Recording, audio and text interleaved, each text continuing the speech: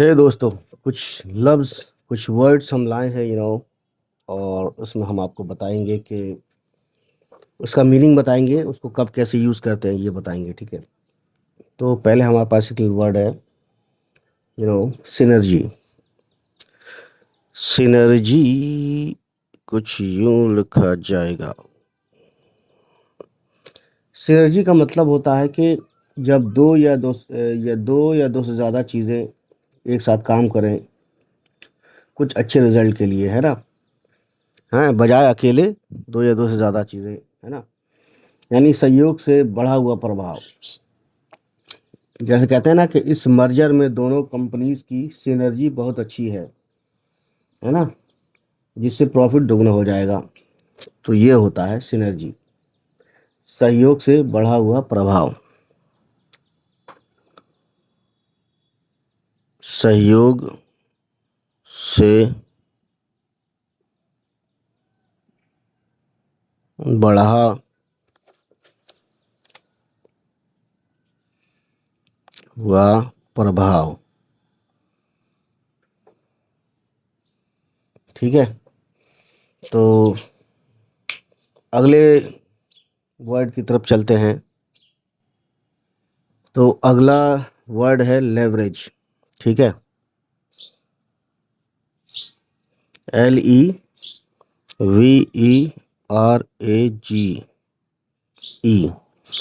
Leverage का अर्थ कहने का मतलब है कि ये वहाँ यूज़ किया जाता है यूजिंग समथिंग, यानी मनी, रिसोर्सेज या position to get maximum advantage. कहने का मतलब ये है कि इसका अर्थ हुआ लाभ उठाना, लाभ उठाना। ठीक है, यानी मैं एग्जाम्पल है कि हम बैंक से लोन लेकर बिजनेस को लेवरेज करेंगे। ठीक है, ये हम एक तरह से लेवरेज करेंगे, यानी हम उससे लाभ उठाएंगे। इस तरीके से हुआ। अब अगला वर्ड है ROI। ये फाइनेंस में चलता है। ROI, return on investment. ये कई जगह चलता है। ROI का फुल फॉर्म है रिटर्न ऑन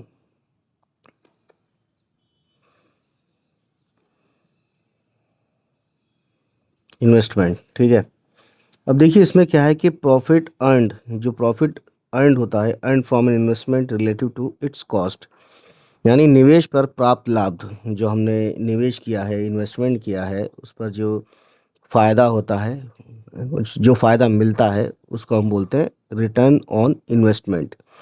ठीक, कोई कहता है कि इस प्रोजेक्ट का ROI कम से कम 25% होना चाहिए, है ना, यानी 25% रिटर्न ऑन इन्वेस्टमेंट होना चाहिए, अदरवाइज हम इन्वेस्ट नहीं करेंगे।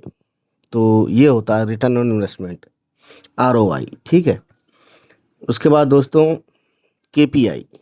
तो KPI जो है ये बिजनेस बिजनेस वगैरह में ये सब इंग्लिश बोली जाती है, इसको पहले हम मिटाते हैं।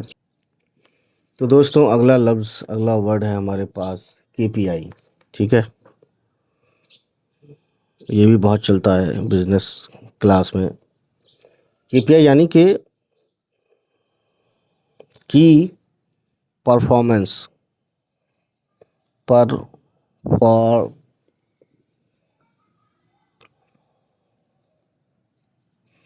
Performance indicator.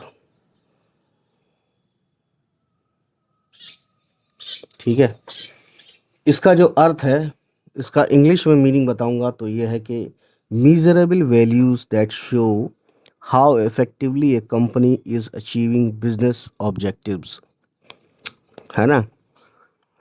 यानी कि मुख्य प्रदर्शन संकेतिक। अब जैसे हम बोल देते हैं कि सेल्स टीम के KPI पूरा नहीं हुए तो बोनस नहीं मिलेगा। कहने का मतलब है सेल्स टीम के KPI यानी की परफॉर्मेंस इंडिकेटर अगर पूरे नहीं हुए, यानी अपने अचीव जो हमने वैल्यूज़, मेजरेबल वैल्यूज़ को जो दिखाता है कि how effectively company is achieving business objectives, अगर वो पूरे नहीं हुए उसी को बोलते हैं की परफॉर्मेंस इंडिकेटर, केपीआई। पूरे नहीं हुए तो हम बोनस नहीं देंगे या बोनस नहीं मिलेगा। ठीक है, तो ये चीज़ें हैं। अब इसको है मुख्य प्रदर्शन संकेतक।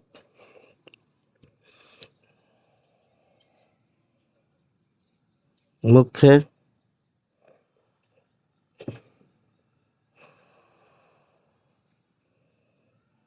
प्रदर्शन संकेतक,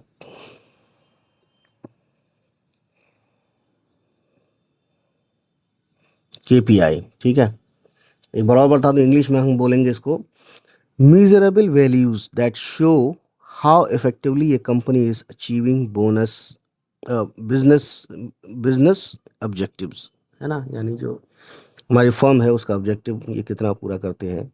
और जो मिजरेबल वैल्यूज़ है ना, एक तरह से मिजरेबल वैल्यूज़ होती है, वो दिखाता है कि किसी कंपनी का कैसा चल रहा है हिसाब किताब।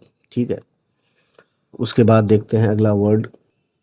तो दोस्तों एक लफ्ज़ बहुत सुना होगा, एक वर्ड इंग्लिश में, स्टेक होल्डर। तो देखते हैं।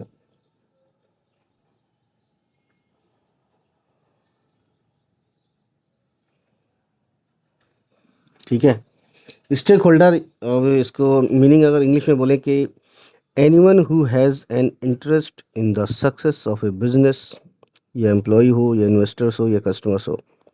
यानी anyone who has an interest in the success of A business.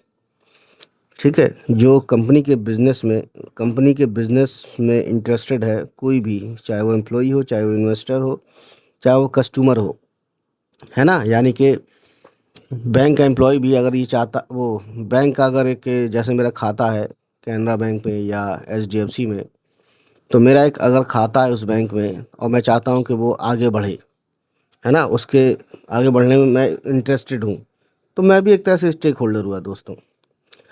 तो सिंपली हम कहेंगे हित धारक। स्टेक होल्डर बोलता है हित धारक, हित धारक हिंदी में। ठीक है, हिंदी में बोलते हैं इसको। मैं अगर हित चाहता हूँ किसी कंपनी का, और उसके बाद देखिए, जैसे हम आम भाषा में बोलते हैं कि सभी स्टेक होल्डर्स को मीटिंग में इनवाइट करना ज़रूरी है। ठीक है, यानी सभी स्टेक होल्डर, इसमें सब आ गए स्टेक होल्डर जो इंटरेस्टेड हैं। सिंपली हम यही कहते हैं। ठीक है, उसके बाद आगे देखते हैं दोस्तों। अब एक छठा वर्ड है स्केलेबल। स्केलेबल ये बिजनेस के लिए, या कोई काम किया जाता है, शुरू किया जाता है ना, दुकान उकान या कुछ भी प्रोडक्ट वगैरह, उसके लिए वहाँ पे ये यूज़ करते हैं। जैसे अगर इसकी इंग्लिश में बोलें, डिफाइन करें कि ए बिजनेस, इसके लेवल का मतलब है ए बिजनेस और सिस्टम, या वो बिजनेस हो या वो कोई सिस्टम हो, that can grow easily without much extra cost, है ना। अब मैं आपको अपनी तरफ से बताऊं कि इसके लेवल वही है कि किसी को हम बहुत ज़्यादा आगे, हम कहाँ तक और बहुत ज़्यादा आगे तक ले आ सकते हैं कि नहीं, है ना। जैसे कुछ लोग काम शुरू करते हैं, जैसे किसी ने चाय का होटल खोला। अब वो चाय का होटल कहाँ पर है, ये बड़ी बात है। अगर वो जंगल में है और लोग बहुत कमाते हैं तो वो स्केलेबल बिजनेस ही है, वो एक घाटे का सौदा है। अगर कोई चाय का ढाबा किसी मेन मार्केट में खुलता है तो वो, और उस ज़मीन भी उसकी अपनी है, तो वो एक स्केलेबल बिजनेस है, वो आगे जाके रेस्टोरेंट या और भी उसमें तब्दील हो सकता है, बदल सकता है। ठीक है, तो हिंदी में बोलेंगे बढ़ाने योग्य या स्केल करने लायक, यानी बढ़ाने लायक। तो हम लिखेंगे बढ़ाने लायक। ठीक है, ठीक है दोस्तों, तो इस तरीके से हमने देखा गाइस, स्केलेबल ये होता है। ठीक, उसके बाद तो दोस्तों एक वर्ड है बहुत ज़्यादा सुनते होंगे आप लोग, बेंचमार्क।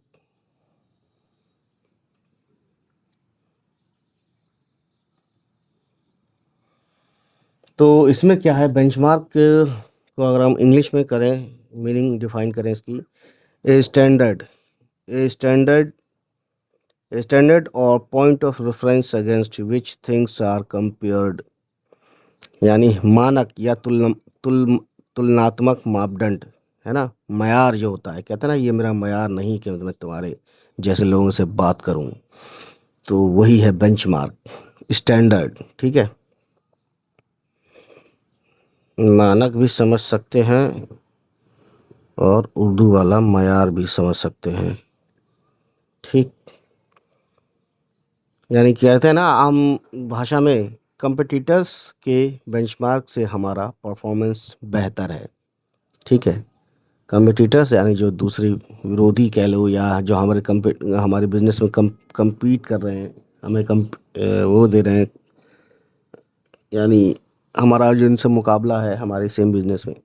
तो क्या है कि कहते हैं ना, कभी कभी कंपटीटर्स के बेंचमार्क, यानी जो उसका स्टैंडर्ड है, उसके कंप्यूटर के स्टैंडर्ड से हमारा परफॉर्मेंस बेहतर है। ठीक, ऐसा कभी कभी बोल देते हैं, तो वही है मानक, मयार, बेंचमार्क। ठीक है, उसके बाद गाइस अगला वर्ड देखते हैं। अगला वर्ड है डिसरप्टिव। तो देखिए, डिसरप्टिव,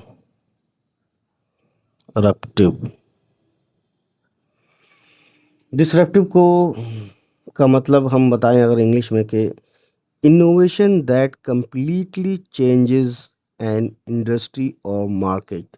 ठीक है, यानी कि परंपरा भंग करने वाला या तकनीक, डिसरप्टिव तकनीक।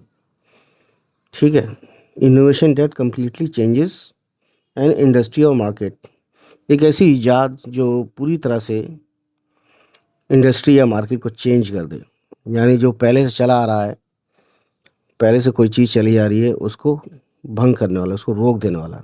ठीक है, कहने का मतलब यह है कि अगर हम एग्जाम्पल में बोलें अपनी भाषा में, ऊबर ने टैक्सी इंडस्ट्री में डिसरप्टिव मॉडल लाया। ऊबर जो है, ऊबर एक टैक्सी कंपनी का नाम है, ओला ऊबर। ऊबर ने टैक्सी इंडस्ट्री में डिसरप्टिव मॉडल लाया। ठीक है,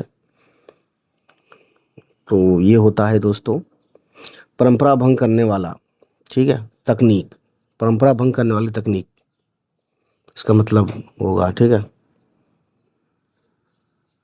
परंपरा भंग करने वाली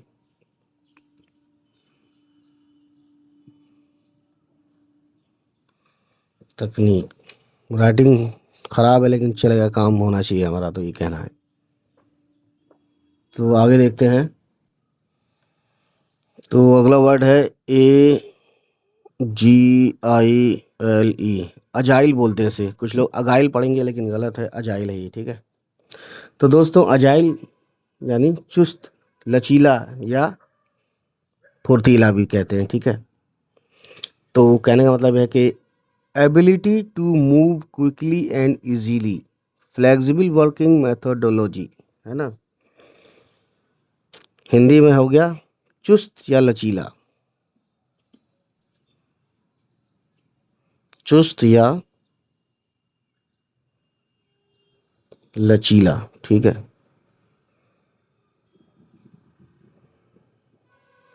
ये हो गया अजाइल का मतलब।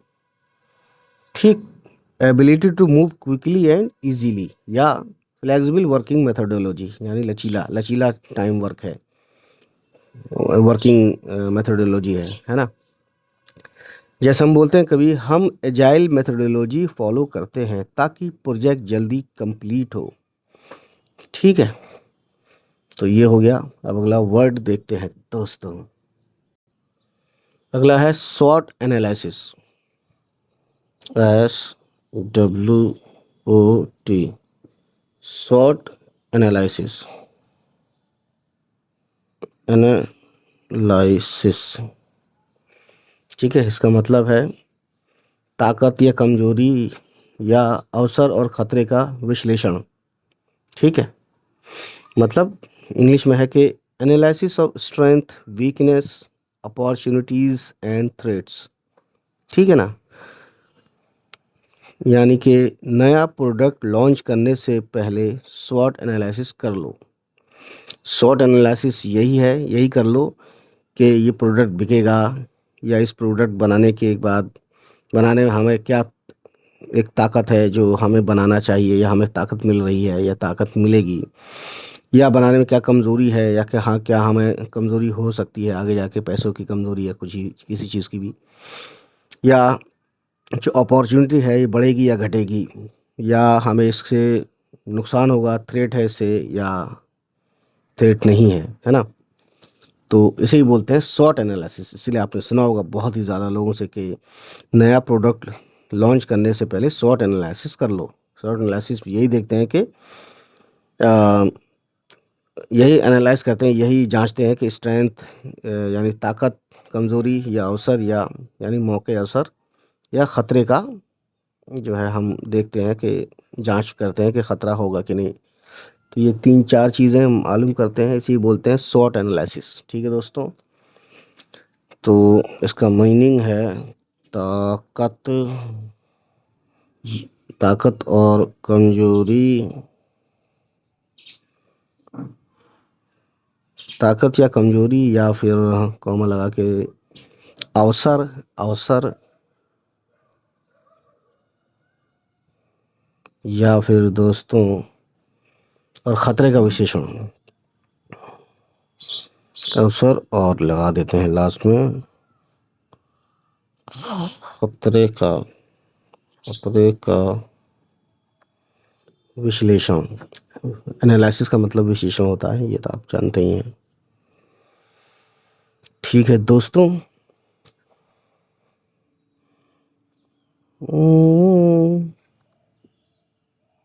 इसलिए ठीक है। तो गाइस, उम्मीद करता हूँ ये वीडियो पसंद ही आई हो। नेक्स्ट टाइम हम इसी तरीके से और भी लफ्ज़, वर्ड लाएंगे इंग्लिश के, ठीक है ना। चलिए फिर मिलते हैं, बाय बाय, टेक केयर। और इसकी पीडीएफ चाहिए तो इसके डिस्क्रिप्शन से आपको पीडीएफ मिल जाएगी, है ना। नहीं मिले तो आप कमेंट करना। चलिए मिलते हैं।